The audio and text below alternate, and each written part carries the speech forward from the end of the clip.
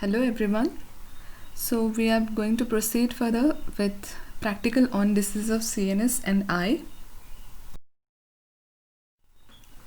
Starting with the meninges. As you know, meninges is the system of membranes, right, which envelops the central nervous system. It has three layers, as you know, dura mater, arachnoid and pia.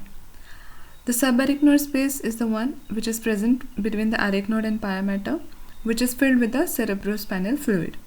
So whenever there is an inflammation of meninges, you are going to get those cells in the cerebrospinal fluid, that is CSF. Studying those cells in CSF, we can have a judgment on etiology of the meningitis. So how this meningitis happens? Okay, this has already been taught in the lecture on the same. I'm just going to revise few important things as far as this practical is concerned. So the causative organism, which could be either bacteria in pyogenic meningitis, virus in viral meningitis, or tuberculous bacilli in tuberculous meningitis, it enters into the bloodstream, it crosses the blood-brain barrier, and it elicits an inflammatory reaction in the meninges. Okay, these causative organism go and lodge at the site of meninges, and it causes inflammation of subarachnoid space and pia mater. Okay, so because of this inflammation, there are a lot of inflammatory cells released into the cerebrospinal fluid, along with which even the proteins or immunoglobulins are released, which will cause increase in the intracranial pressure. So this CSF is continuously in the flowing state. That is why this inflammation spreads from one side to the other. This inflamed CSF is generally cloudy on gross examination, and the cell count is also increased. Then, because of this inflammation of meninges and also because of inflammation of underlying brain parenchyma, you will see various kind of signs and symptoms in this patient. So clinically, these patients will present with fever, severe headache, vomiting, convulsions, drowsiness, stupor, even coma sometimes. So all these symptoms are happening because of increased intracranial pressure. Neck stiffness or rigidity, we also call it as Koenig's sign, is happening because of irritation of the meninges, which is classic feature of meningitis. As we have discussed this in the lecture as well, depending on the findings present in the CSF, we can have a little idea about what could be probably the etiological agent. So grossly or generally, these meningitis are being classified into acute pyogenic meningitis, which are caused because of bacteria, acute lymphocytic meningitis, which are probably viral in origin, and chronic meningitis, which is tuberculous in origin. Grossly, as you have seen, normal CSF is clear and colorless, which becomes cloudy and purulent in pyogenic meningitis. The word pyogenic is purulent, so it looks pus-like in acute pyogenic meningitis, whereas in lymphocytic and chronic meningitis, it is relatively clear and you can encounter slight turbidity in these patients. The pressure of CSF is raised when there is an inflammation. So in all kinds of meningitis, the CSF pressure is raised. Normally it is 60 to 150 millimeter of water, but it increases more in chronic meningitis because it is a long-standing process. Predominant cells which we encounter in cytological study of CSF will tell you probable etiology. So in pyogenic meningitis, as the name suggests, these are neutrophils, which you will see as a predominant cell in CSF cytology. In acute lymphocytic and chronic meningitis, in both these meningitis, you will see lymphocytes, but the number of lymphocytes will be less. It will be 10 to 100 lymphocytes per microliter in acute lymphocytic meningitis, which is probably of viral etiology, whereas the count will be raised a lot, 100 to 1000 lymphocyte per microliter in case of chronic meningitis. Proteins are raised in case of meningitis generally, it is the proteins are markedly raised in a case of acute pyogenic meningitis. The normal range of protein is 15 to 45 milligram per deciliter. Glucose in CSF is 50 to 80 milligram per deciliter. But when there is a bacterial meningitis, the bacteria will grow on that glucose present in the CSF. So CSF glucose will be markedly reduced in acute pyogenic meningitis, whereas it will be normal or slightly reduced in case of chronic meningitis.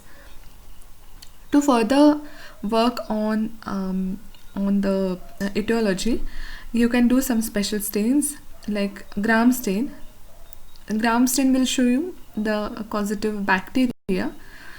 Similarly, Zn stain will show you the presence of acid-fast bacilli, or even India ink preparation will highlight the Cryptococcus, which is a fungal meningitis.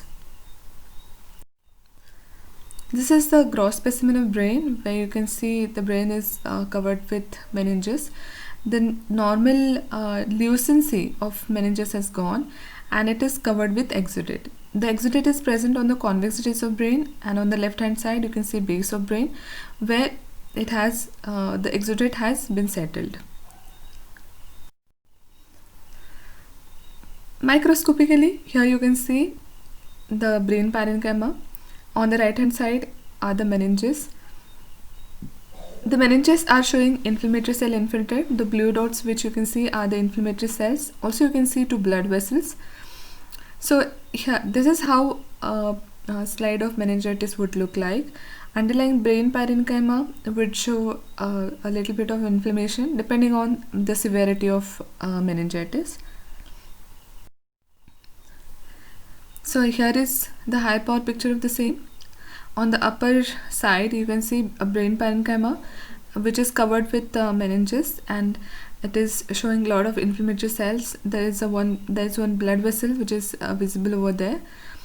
On the lower right side, even a more higher power is seen, where you can see the predominant inflammatory cells are being polymorphs. Okay, so this is the slide of acute pyogenic meningitis. In tuberculous meningitis, as we know that granulomatous reaction is prototype of tuberculous inflammation in the any site. So the prototypic granulomatous inflammation will be seen in meninges as well. You will see granuloma formation, which is collection of epithelial cell, which is visible over here with central caseation. You can see pink acellular material in the center, which is caseous necrosis, and it is surrounded by epithelial cells and Langhans type of giant cells, where you can notice the horseshoe type arrangement of nuclei in this Langhans type of giant cells. This is the microphotograph from the slide which we have in our practical hall. On the left hand side, the pale pink thing which you can see, the pale pink thing, okay, that is the brain parenchyma, and in the center and on the right hand side is the whole meninges. So you can see some dilated blood vessels in the center. Okay, there are some 6 or 7 blood vessels, and around that are all the inflammatory cells. So you can definitely say here that the brain, this is the brain covering, and there are inflammatory cells, so it is a meningitis. If you go on higher power, then you can notice on the left hand side is the brain parenchyma, okay, and on the right hand side you can see in congested blood vessels and inflammatory cells, and predominantly here in the inflammatory cells are the polymorphs. So it is a case of acute pyogenic meningitis. Moving on to next is the meningioma. Okay, meningioma is a tumor of meninges, and it occurs at the site where dura is little vascular. It is a benign tumor, okay, but sometimes it can be locally invasive. It can invade the underlying brain or overlying bone, and very rarely it can even turn out to be malignant. And there are some cases where it has broken the skull bone and it has presented as a scalp mass. So that kind of presentation can also be seen with meningiomas. So, as a general dictum, it is a benign tumor. It just displaces the underlying brain adjacent to the dura. And the common sites for meningioma are parasagittal region, falx cerebri, tentorium, and venous around the venous sinuses. It is the tumor which is very well circumscribed, firm in consistency, generally smaller in size, but you can get even larger tumors appear like a super ball. And it often has Samoma bodies. Samoma bodies are important characteristic feature of meningioma. Here is the MRI of brain, where you can see on the right hand side there is a dural based mass. Okay, and it is just displacing the underlying brain parenchyma. So, as I said before, meningioma grossly is a rounded and circumscribed mass which is attached to dura, and it separates very easily from the underlying brain, and very rarely it invades. Okay, rarely it can also present as a plaque along the dural surface, and even can lead to reactive hyperostotic bone changes in the overlying skull bone. This is the gross specimen of brain which is covered with meninges, which has been you can see that they have been opened, and on the meninges you can see a well circumscribed firm nodular mass which is attached to the dura and which is causing compression of the underlying brain parenchyma. So this is what we call as meningioma.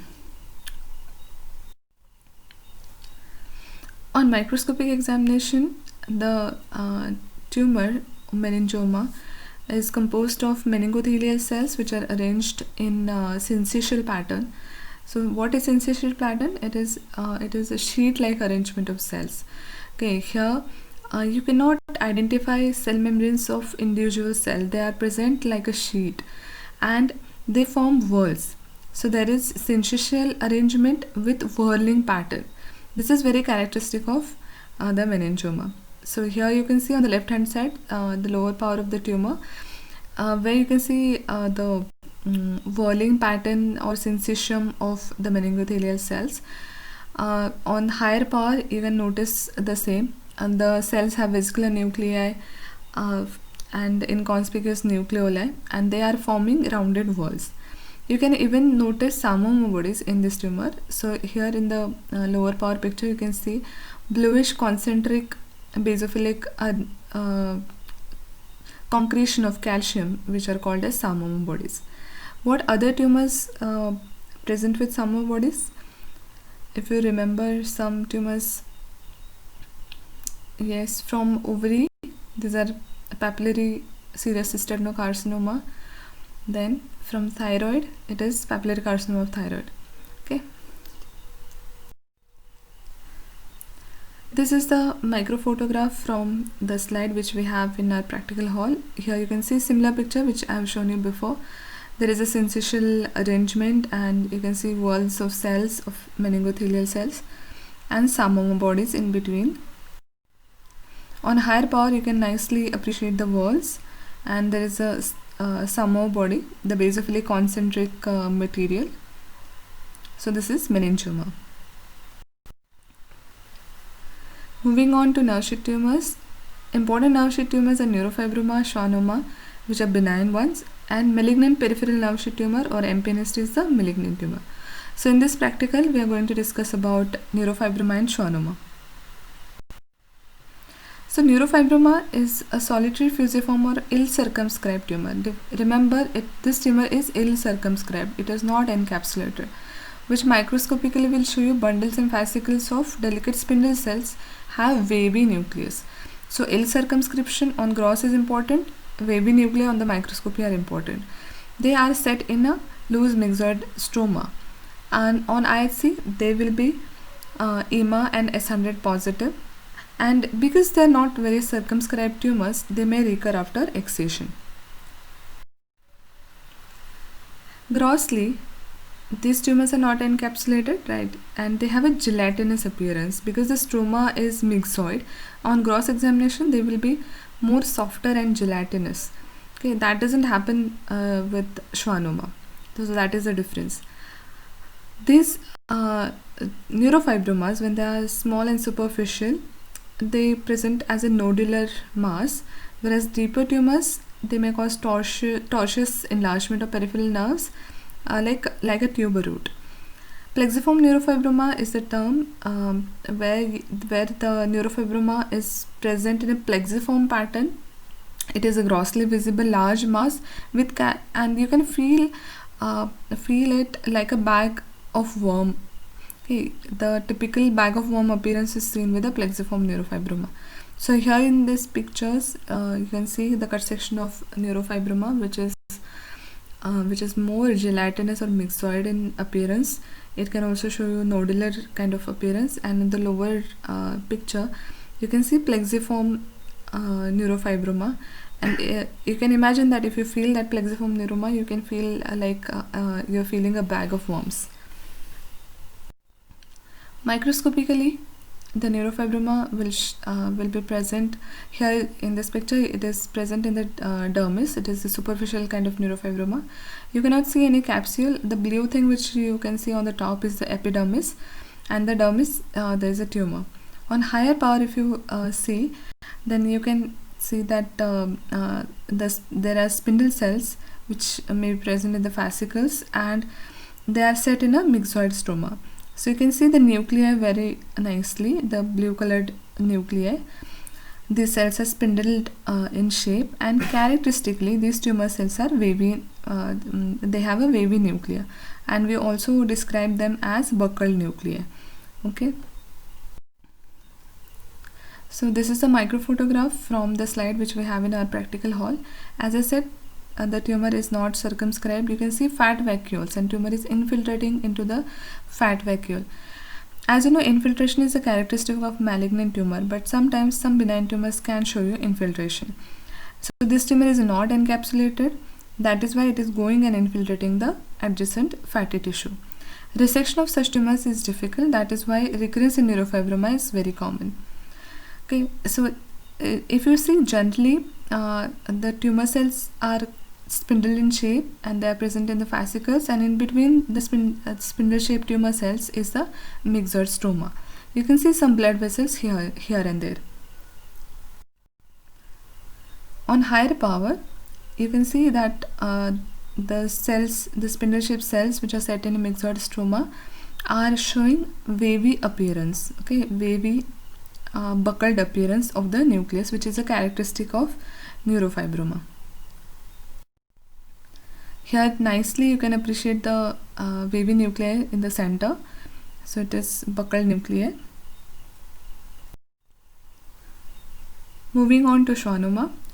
Schwannoma can arise from cranial nerves as well as spinal nerve roots. Also, it can present in the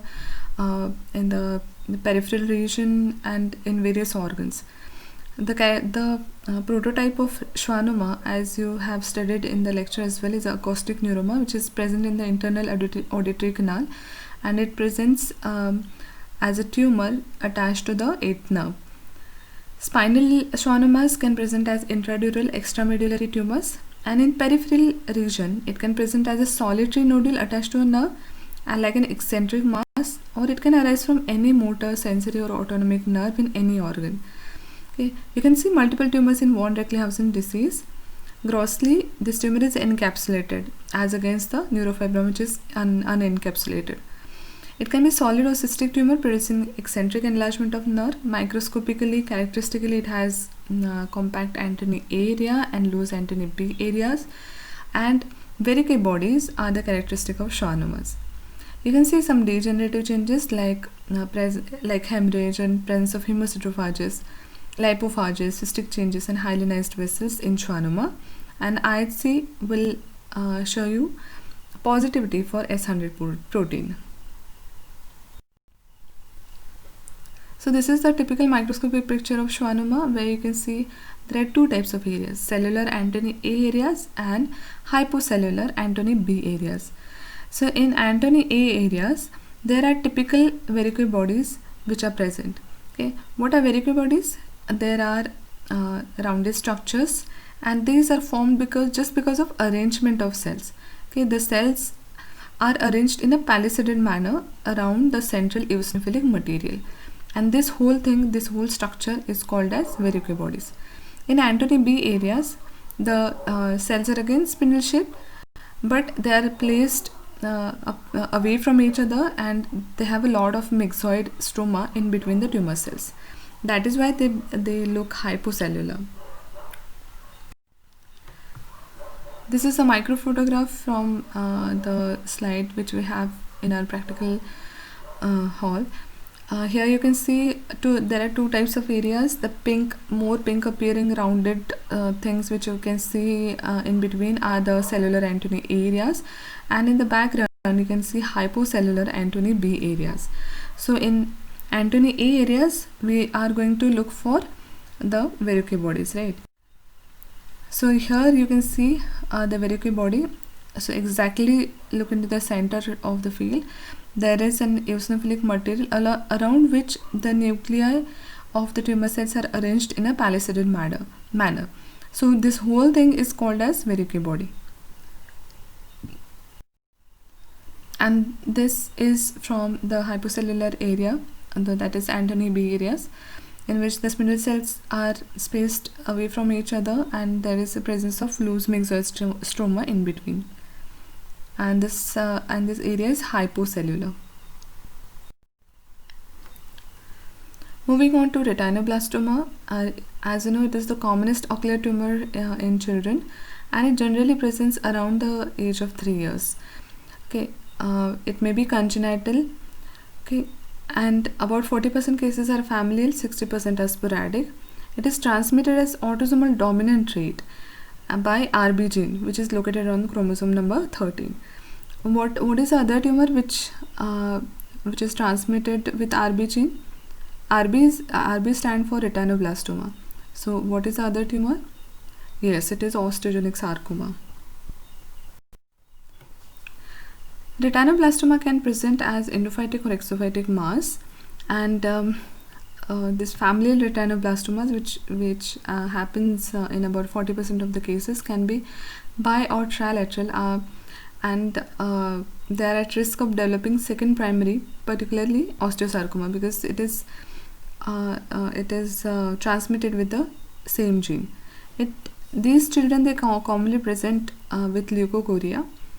Leukocoria, the word leukocoria means white pupillary reflex. So the tumor is grey white in color, and when the pupil is dilated, you can directly see the tumor in the ocular cavity of a child. And here in this picture, lower down, you can see in the left eye, through the pupil, you can see the grey white tumor. In the CT scan of retinoblastoma, you can see there is a mass, endophytic mass, into the ocular cavity, and there is a presence of calcification. So with these features, they can suggest a diagnosis of retinoblastoma. This is the gross specimen of enucleated eyeball, where you can see on the right hand side is the iris and pupil and lens. On the left hand side is the optic nerve. Okay, and in the center you can see an irregular endophytic grey white mass which is attached to the retina, and this is retinoblastoma. Here is the picture of the gross specimen of enucleated eyeball, where you can see which has been cut open, and you can I think you can notice the iris and pupil and lens on the right side of the specimen, and the blackish thing which you can see is the retina. Okay, retina is a blackish, it has a blackish appearance, or a sclera, not retina, actually sclera. Sclera is blackish in appearance, and you can see this endophytic grey white mass in the center, which is almost filling the lumen. This is retinoblastoma. Here is a closer view of the same, where you can see that this is definitely an eyeball, and you can see the lens and the iris on the left hand side, whereas on the right hand side you can see in the lumen there is a grey white irregular mass, endophytic mass, and it is the dark colored sclera is also visible. So your diagnosis will be retinoblastoma in this case. The retinoblastoma is a kind of embryonal tumor. You can see round blue cells in this, and they could be differentiated or undifferentiated. The differentiation will be seen in the form of these rosettes, which are called as flexure intestinal rosette. So what are rosette? Rosette are flower-like arrangement of the tumor cells around the central either lumen or a blood vessel or a space or a membrane. Anything can be in the center or some material. So in the flexure intestinal rosette, these are true rosettes, where you can see on the right hand side the lower picture is showing nice flower-like arrangement. The cell processes of these retinoblastoma cells, they are coming together, forming a membrane and lumen-like structure in the center. So this is characteristic flexure intestinal rosette, and it is little differentiated. That is why it is showing the rosettes. Okay, here also in the left hand side you can see more of a blue looking tumor with nice flexure intestinal rosette, and when it becomes poorly differentiated, then you will not see any rosette. You will just see sheets of round blue cells, tiny round blue cells. So it is a poorly differentiated retinoblastoma. This is a microphotograph from the practical hall slide, where you can see the light pink thing which you can see in the center and also on the lower down is the necrosis. Okay, because the tumor is very rapidly growing, there is a tumor necrosis which is bound to happen. Okay, so this tumor is going to look more of a blue because there is a very scanty cytoplasm and the whole cell is almost covered by the nucleus. On higher power, you can see that the cells are arranged in a little bit of sheet-like pattern, but there are rosettes present. Okay, the individual cells are smaller in size. They have hardly any cytoplasm, hypochromatic pleomorphic nuclei. You can see some blood vessels here and there. Here in this picture, you can see one rosette just on the left hand side of the center. Okay, and this is typical flexure intestinal rosette, where you can see the lumen, membrane boundary lumen in the center, and the cells are typically having scanty cytoplasm and dark blue nucleus. Then I'm going to display the write-up. I will give 5 or 7 seconds for each slide. You can pause the video, you can write everything down. That this will be followed by the diagrams, which will be displayed again for 5 or 7 seconds, and you can pause the video and draw those diagrams as well.